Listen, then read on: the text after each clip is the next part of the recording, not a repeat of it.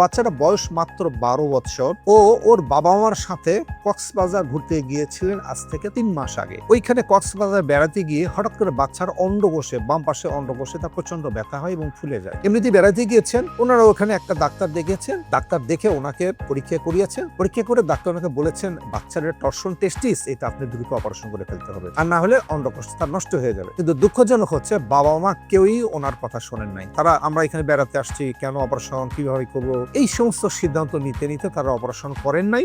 পরে আলটিমেটলি ওখানে ব্যথা কমানোর ঔষধ খেয়ে ব্যথাটা কমাইয়ে নিয়েছেন এবং তার ফুলা ছিল ওনাদের ধারণা যে এটা অপারেশন লাগবে না, আস্তে আস্তে চলে যাবে, এবং তাই গিয়েছে। মাঝখানে যেটা হয়েছে, এটা টর্সন টেস্টিস ছিল। ওনাকে বোঝানোর পরও যেহেতু অপারেশন করেন নাই, এবং এটা মানে খুব ভালো ছিল যে খুব আর্লি ধরা পড়েছিল, মাত্র ব্যথা হওয়ার 1-2 ঘন্টার মধ্যে ধরা পড়েছিল। এই টাইমে ওনারা যদি এগ্রি করতেন, ওইখানকার যে ইউরোলজিস্ট দেখিয়েছিলেন তার কথা মতো এটা যদি অপারেশন করতেন, তাহলে খুব দ্রুত এটা অপারেশন করে বাম পাশে যে অন্ডকোষটা টর্সন মানে ওই রক্তনালীটা প্যাঁচ খেয়ে গিয়েছে, এটাকে আমরা অপারেশন করে প্যাঁচটা খুলে দিয়ে যদি আমরা ফিক্স করে দিতাম, তার অন্ডকোষটা সেভ হতো। পাশাপাশি হয়তো তার আমাদের অপোজিট অন্ডকোষটাও আমাদের অপারেশন করে ঠিক করে দিতে হতো। কিন্তু উনি যেহেতু কথা শোনেন নাই, ওনারা বাসায় চলে আসছেন। আসার পরে তার ফুল আস্তে আস্তে কমে গিয়েছে, ব্যথা কমে গিয়েছে। ওনারা তো মনে মনে খুব খুশি, কিন্তু দুঃখজনক হচ্ছে যত দিন যায় তখন তার আস্তে আস্তে অন্ডকোষ সাইজটা ছোট হতে থাকে। এরপরে তার বাম পাশে আবার মাঝে মাঝে ব্যথা হয়। উনি যদি প্রিভিয়াসলি ওই ডাক্তারের কথাটা শুনতেন, তাহলে কিন্তু এইটা অপারেশন করলে এই টেস্টিসটাও, অন্ডকোষটা সেভ হতো, অপোজিট টেস্টিসটাও সেভ হতো। এখন ওনার অপশন কিছুই নেই। বাম পাশের যে টেস্টিস খুবই ছোট হয়ে গেছে,